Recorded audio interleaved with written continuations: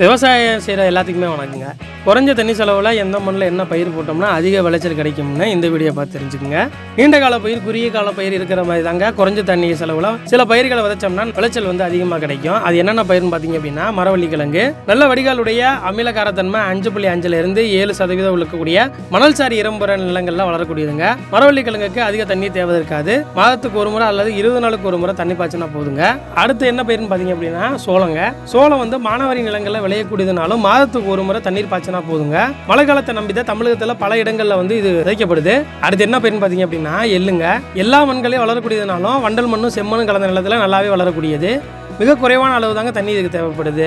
உழைப்புல இருந்து அறுவடை வரைக்கும் தண்ணீர் பாய்ச்சுதல் ரொம்பவே அவசியமானதுங்க. அடுத்த பயிர் என்ன பார்த்தீங்கன்னா சூரியகாந்தி. நல்ல வடிகால் வசதி உள்ள எல்லா மண் வகைகள்லையும் சூரியகாந்தி சாகுபடிக்கு ஏற்றதுங்க. கரிச பூமியில இது நல்லா வளரக்கூடியது. அதிக மகசூலும் கொடுக்குது. தமிழ்நாட்டில் உள்ள எல்லா மண் வகைகள்லையும் சூரியகாந்தி குறைஞ்ச தண்ணியிலேயே வளருதுங்க. சராசரியா 10-12 நாளுக்கு ஒரு முறை இதுக்கு தண்ணி பாய்ச்சணும். பூக்கும் பருவம் விதை பிடிக்கும் பருவம் இந்த ரெண்டுக்குமே பார்த்தீங்க அப்படின்னா தண்ணி ரொம்ப அவசியங்க. அடுத்தது பயிர் என்னன்னு பார்த்தீங்கன்னா நவதானியங்கள். இந்த நவதானியங்கள் சொல்லும்போது உவர் நிலங்கள் இதுக்கு ரொம்பவே ஏற்றதுங்க. விவசாயம் செய்யக்கூடிய பயிர்கள் தான் நவதானியங்கள்னு சொல்லப்படுறாங்க. அது மாதிரி தாங்க நெல்லை தவிர்த்து பாசிப்பருப்பு, துவரை, மொச்சை, கடலை, எள்ளு, கொள்ளு இது எல்லாத்துக்குமே குறைவான தண்ணீர் தாங்க போதுமானது. அடுத்து என்ன பயிர்னு பார்த்தீங்க அப்படின்னா திணை வகைகள்.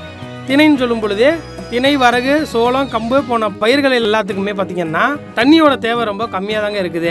இந்த வகை பயிர்கள் எல்லாமே வெப்பத்தை தாங்கி வளரக்கூடியதுன்றனால தண்ணீர் இல்லாமையே ரொம்ப நாட்கள் வாழக்கூடியதுங்க.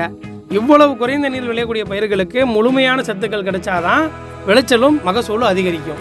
இது மாதிரி தகவல்கள்லாம் நீ தெரிஞ்சுக்கிறதுக்கு நம்ம சேனலை சப்ஸ்கிரைப் பண்ணிக்கோங்க. பக்கத்தில் இருக்க பெல் ஐக்கானை ப்ரெஸ் பண்ணிக்கோங்க.